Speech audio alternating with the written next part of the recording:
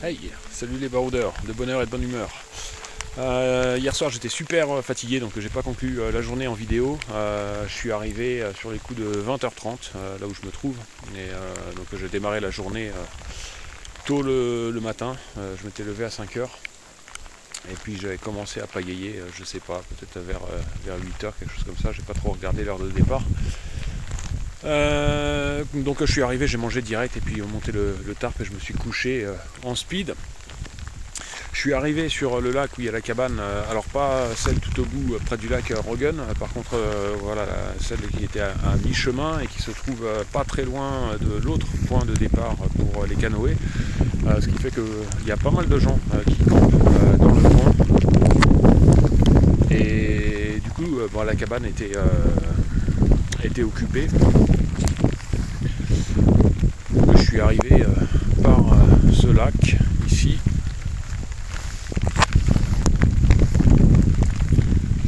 Et puis donc là c'est un petit point de portage pour continuer sur celui-ci qui se trouve plus en hauteur.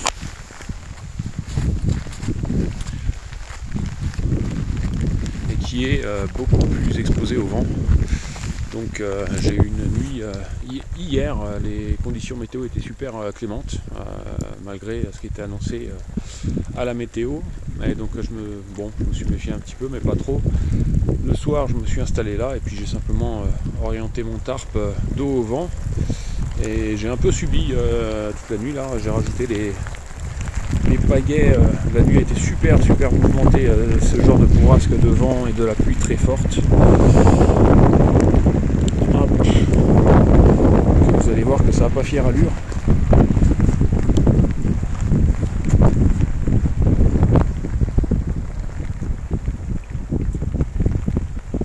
Alors si c'était que ça, il n'y a rien de spécial. Quand on se prend du vent et de la pluie, le tarp finit toujours affaissé comme ça. Mon gros souci de la nuit, c'était de découvrir, je l'avais déjà remarqué lors du bivouac rando canoë sur le lac de barrage que j'avais uploadé en vidéo, que j'avais des fuites sur certaines coutures. Et bien là, donc l'effet avec le... Pourquoi ça me fait ça là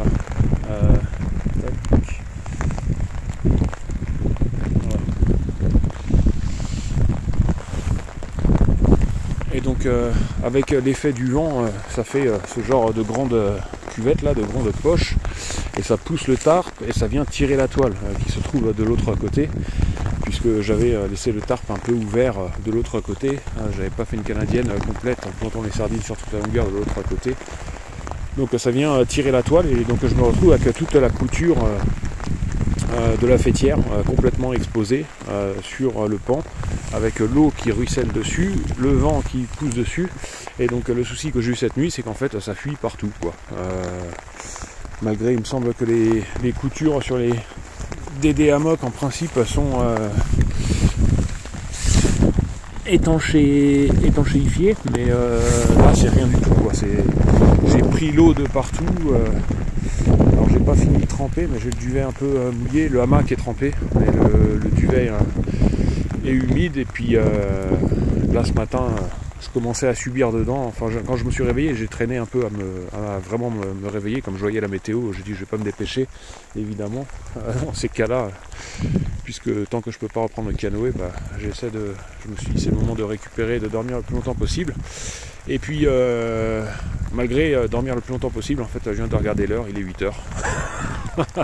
Et j'ai commencé du coup, parce que je commençais à subir là-dedans, j'ai dit je vais pas prendre le petit déj là-dedans, il y a la toile qui m'appuie sur le dos, je vais finir complètement trempé en ayant froid. Donc j'ai pas encore déjeuné et je suis tout simplement en train de déplacer mon bivouac sur l'autre flanc qui est complètement protégé du vent. Donc là j'ai déjà viré les canaux, les affaires à l'intérieur, il n'y a plus que le hamac et puis voilà, un sac étanche et puis la vache à eau. Et je ramène tout de l'autre côté, puis je vais faire mon déjeuner là-bas, remonter le tarp avec le hamac, mais je vais pouvoir le remonter en hauteur à l'abri du vent et puis faire évaporer un petit peu, sécher ce qui peut potentiellement sécher un petit peu, et puis au moins être installé confortablement pour me faire un bon petit déj qui va me permettre de garder le moral, quoi. C'est surtout ça le truc. Je veux pas me rester dans une situation où je sais que ça va me démoraliser un petit peu et puis où je vais finir trempé, gelé. Et puis en attendant une accalmie, là je dois traverser celui-ci, donc les vagues et les courants, il n'y a aucun souci. Là c'est des petits lacs qui sont clos, qui ne communiquent pas spécialement entre eux, si ce n'est par de petits passages d'eau qu'on ne peut pas naviguer. Donc il n'y a pas de grands courants qui circulent. Après ça peut toujours être un peu mouvementé par endroits, on peut sentir une résistance, mais voilà, ces lacs-là restent navigables. Par contre, c'est les bourrasques de vent, quoi, dont je me méfie. Là, ça s'est déjà beaucoup calmé par rapport à cette nuit et puis quand je me suis réveillé ce matin. Ça y est, j'ai remonté mon bivouac et puis je suis en train de faire chauffer le café. C'est quand même un autre monde, hein. C'est impressionnant de ce côté-là, à quel point c'est calme. Et on est juste à 30 mètres du précédent point de bivouac où j'ai passé la nuit. Et là c'est super calme, l'eau est plate, ce lac là est un mètre plus bas, je crois, quelque chose comme ça, de ce qu'on voit à l'œil, il est plus bas, ça doit y jouer aussi, mais il n'y a pas un pet de vent de ce côté là. Et l'autre côté, cette nuit c'était presque la tempête. Voilà, je me suis remonté le tarp en l'air avec les tendeurs à l'arrière, il est bien tendu, et donc là dans cette configuration là avec ce niveau de pluie, pour l'instant j'ai pas remarqué de gouttes qui tombent encore. Voilà, donc la pluie c'est pas trop le souci, hein, même bon là il pleut pas mal, idéalement je vais attendre une accalmie où il pleut un peu moins, mais ce qui m'embête le plus c'est le vent, quoi. Après s'il pleut, quand c'est comme ça, bon bah voilà, j'ai des vêtements de pluie, j'ai de quoi écoper le canot, donc je peux avancer. Je pense que de toute façon, je sais pas, je vais voir parce que là c'est le lac qui est calme, donc il faut que de temps à autre j'aille jeter un œil sur celui de derrière où j'étais, voir si je peux passer. Et puis enfin quoi qu'il en soit, je pense que du coup je vais pas avancer énormément aujourd'hui, et je pense pas que je puisse avancer sur le lac Rogan. Donc l'objectif dans un premier temps, voilà, ça va être de rejoindre la cabane qui se trouve à l'endroit du portage qui me permet d'accéder au lac Rogan.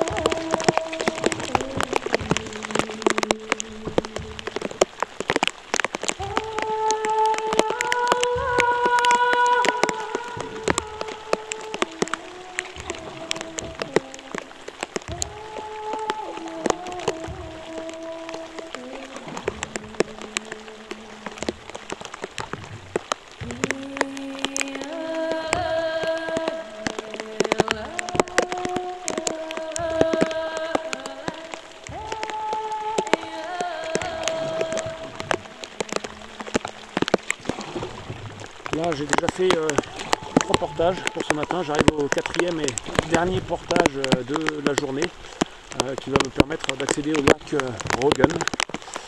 Et donc il doit être 13h ou 13h30, peut-être même 14h, je sais pas. Et donc là j'en profite pour faire grosse pause pour manger et puis égoutter mes affaires. Bah, la pluie c'est pas un problème, hein. Enfin là je suis trempé jusqu'aux os, et puis j'aurais pas acheté mon éponge pour rien, je suis obligé d'écoper le canoë régulièrement, mais l'eau est plate et calme, donc c'est super, super navigable. Et donc si c'est comme ça sur le lac Rogun, c'est pas impossible que je commence le lac Rogun sous la pluie, parce que voilà, le vent est un problème, la pluie n'en est pas un.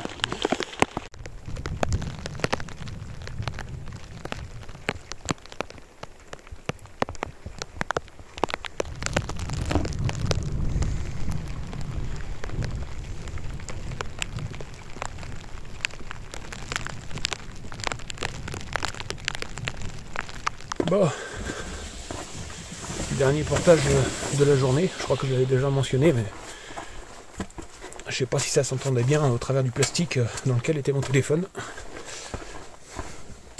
Et puis finalement la cabane, il y a 4 ou 5 jeunes dedans qui font de la pêche, donc je vais m'installer à côté en tarpe, voire repartir direct, parce que là ça s'est arrêté de pleuvoir et il n'y a pas de vent, donc peut-être juste faire une pause pour manger et puis repartir sur le lac.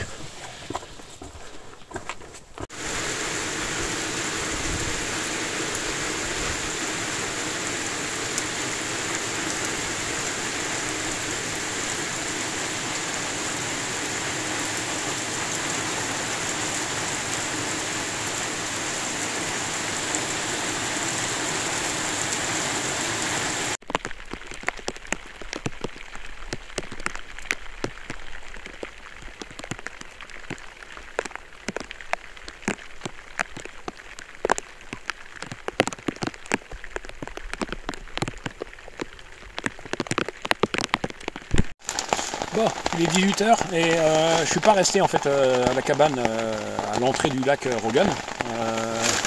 Il y avait 2 mecs là en plus qui parlaient français, c'était des Suisses, donc on discutait un peu. Et ils font plus ou moins le même parcours que moi, donc je vais peut-être les recroiser dans les prochains jours, parce que moi je cherche à faire un arrêt, je vais devoir faire un arrêt pour sécher mes affaires à un moment donné.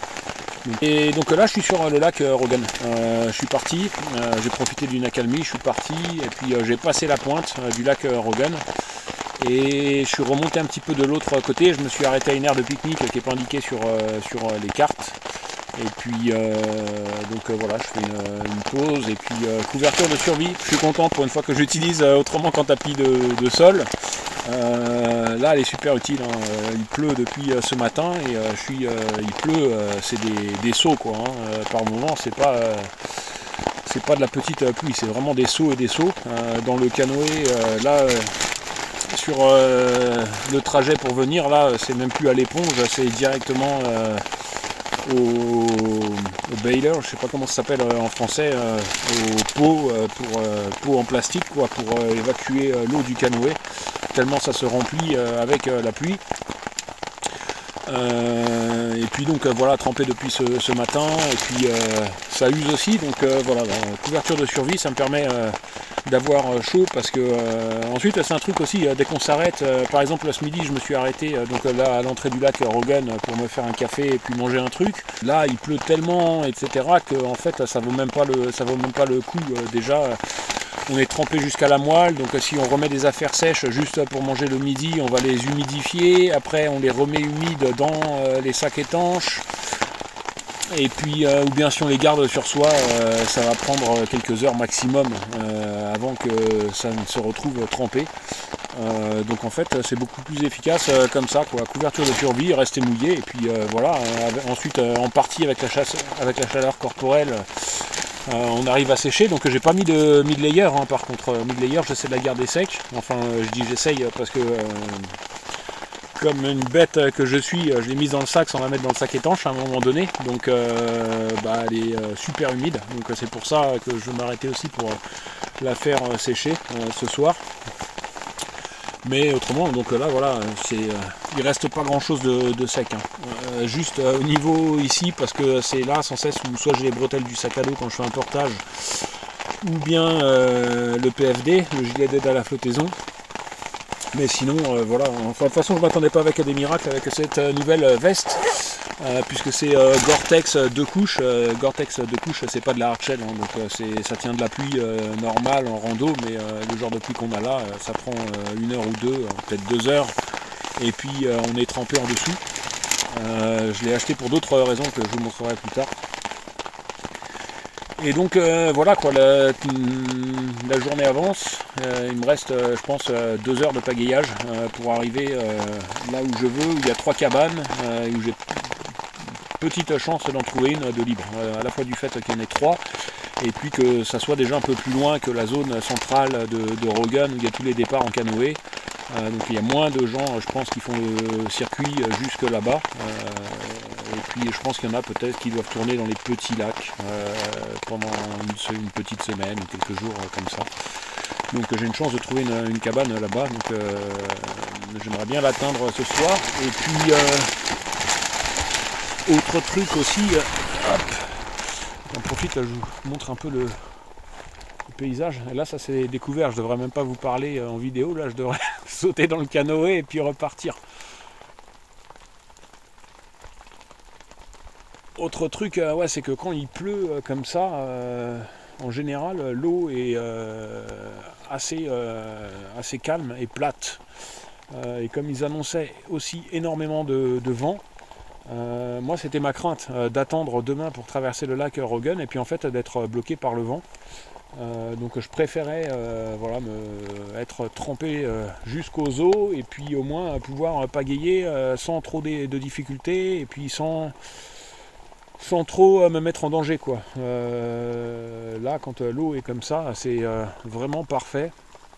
Il y avait un très gros orage, il y a eu un peu de tonnerre et des éclairs et puis je suis pas encore il y a toujours un peu l'imagination qui court avec le canoë et puis le trépied photo en métal dressé vers le ciel au milieu du canoë, au milieu d'un lac où tout est plat. Il n'y a que ma tête et le trépied photo en métal qui dépassent. Et donc je voudrais pas attirer la foudre. Je pense pas que, en pratique, je pense vraiment pas que ça soit un risque vraiment très probable, mais voilà, en tout cas psychologiquement j'ai eu ce truc là qui m'est passé dans la tête. Je me suis dit, c'est peut-être pas une bonne idée. J'ai replié le trépied photo et puis pendant un moment je voulais filmer et puis le support de téléphone que j'avais sur le trépied photo, le pas de vis s'est arraché du truc en plastique, donc du coup voilà, je pourrais pas faire beaucoup plus d'images avec le téléphone autrement qu'en le tenant à main levée. Et puis heureusement j'ai un autre selfie stick, un bâton télescopique de grande distance que j'utilise pour l'autre caméra, et puis éventuellement voilà, je vais adapter ça, peut-être je vais peut-être trouver un moyen d'adapter pour pouvoir toujours utiliser le téléphone, puisque c'est quand même avec celui-là que c'est le plus facile de faire des images par le temps qu'il fait.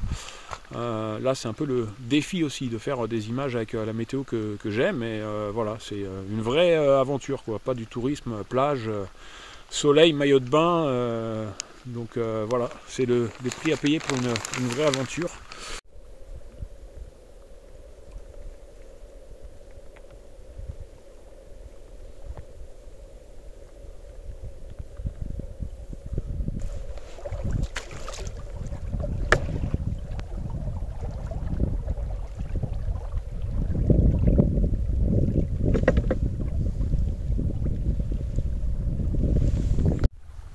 Bon, j'arrive doucement au bout du lac Rogan, et là j'ai profité là d'une pointe, je sais pas comment on appelle ça, pour me mettre à l'abri des courants forts derrière. Bon, une espèce d'édit, je sais pas si on appelle ça comme ça aussi sur les lacs. Et puis la météo toujours pareil, inchangée. Là il y a de belles montagnes que malheureusement on ne peut pas voir. Et donc là je me rends à l'extrémité du lac, à droite. En principe il y a 3 huttes. Et donc j'espère qu'il y en a une de libre, pour que je puisse y faire un feu, cuisiner, sécher vraiment mes affaires. En particulier, voilà, bon, sur moi je suis trempé, mais ça c'est pas grave, j'ai du change. Par contre, voilà, la bêtise stupide d'avoir mis ma mid-layer, ma couche intermédiaire dans le sac, sans la mettre dans le sac étanche. Et alors, autrement, les nouvelles, je sais pas ce que je me suis déjà pris. Je me suis déjà pris, bon, il est tombé énormément, vraiment, des seaux avant que j'entame le lac Rogun. Et puis, une fois que je m'apprêtais à partir sur le lac Rogun, il s'est remis à tomber encore bien fort. Ensuite, il y a une accalmie, j'en ai profité pour partir. Et puis j'ai fait un bout du trajet, et donc avant d'arriver à la pause, au point de pique-nique, il y a un moment donné où il pleuvait tellement fort que j'ai dû m'arrêter en cours de route, débarquer sur des rochers, c'était pas évident d'ailleurs, et donc le canot se remplissait d'eau à vitesse grand V, et puis ça devenait vraiment très très inconfortable pour pagayer. Malgré tout, le lac était dans le même état que maintenant, donc calme. Et malgré ce calme, c'était assez compliqué d'accoster sur les rochers. Donc j'imagine, quand les conditions sont difficiles, qu'il y a des vagues, etc., c'est juste la catastrophe, quoi. C'est un crash assuré. Et puis, ah oui, alors un truc aussi, pour me mettre dans l'ambiance, c'est pour ça que je commençais à parler de la pluie très forte, c'est que pendant que j'étais en train de pagayer pour arriver à ici, là, il y a 5 minutes, je reçois 2 alertes sur le téléphone. Le téléphone qui se met à vibrer et sonner en faisant des vraiment des alarmes stridentes très fortes. Et donc alerte, comme on pourrait avoir une alerte tempête, là ils annoncent des pluies extrêmement violentes sur le sud de la Norvège. Donc je crois que j'ai reçu un message d'alerte en allemand, j'ai reçu un message d'alerte en norvégien, et puis ensuite un message d'alerte en anglais, qui celui-ci était vocal, et qui disait de reconsidérer mon trajet, voilà, s'il n'était pas vraiment indispensable. Alors je sais pas, la question c'est est-ce que c'est les pluies que je me suis déjà pris, et j'ai reçu l'alerte après, puisque je me trouve déjà un peu plus au nord que le sud de la Norvège, donc c'est peut-être des pluies qui descendent vers le sud, ou bien elles sont à venir, et dans ce cas-là, voilà, si ce que je me suis pris c'était déjà pas le pire, ouais, je ferais bien d'arriver assez rapidement dans ces cabanes au bout du lac, plutôt que rester en bivouac sous mon tarp. Extrémité de Rogun, je suis presque au bout, il me reste à aller au fond là, donc là c'est une ramification, sinon l'extrémité est ici.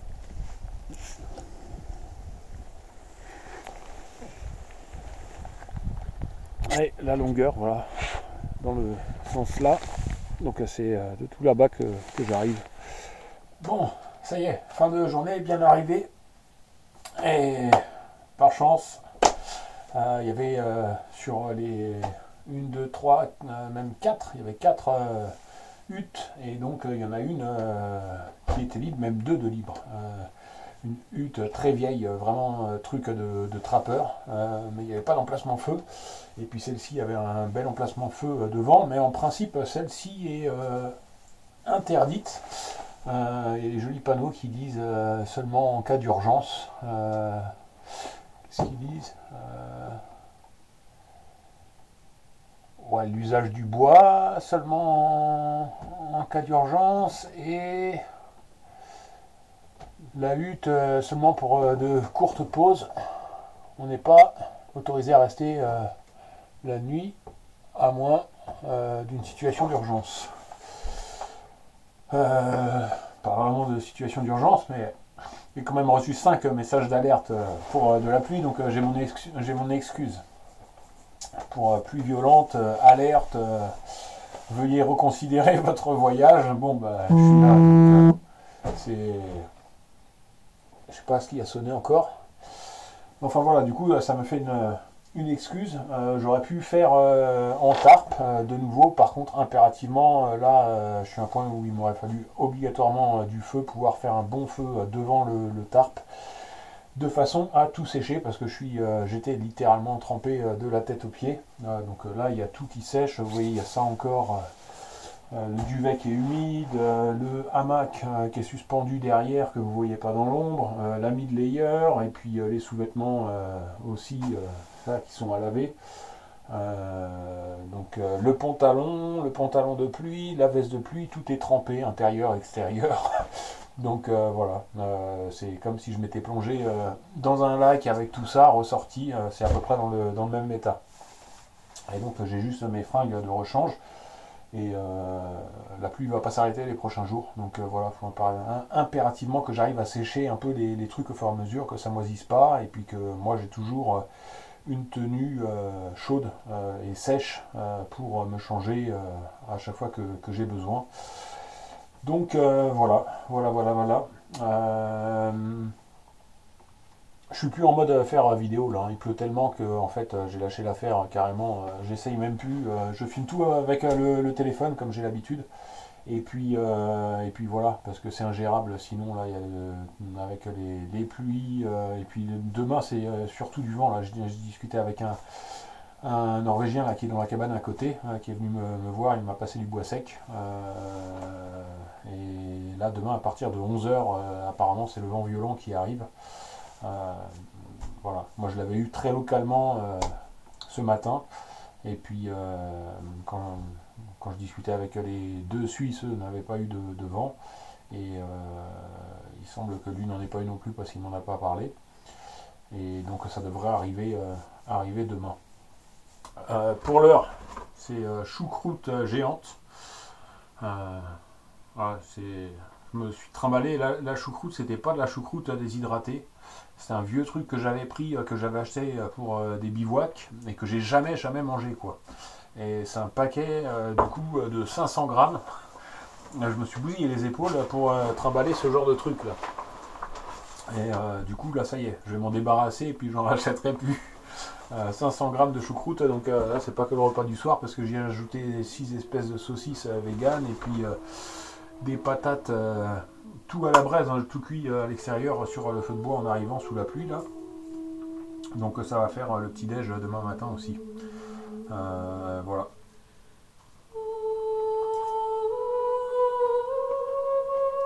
Pas mauvais, hein. Pas mauvais. Après une journée entière sous la pluie trempée, je crois qu'on pourrait me faire manger n'importe quoi.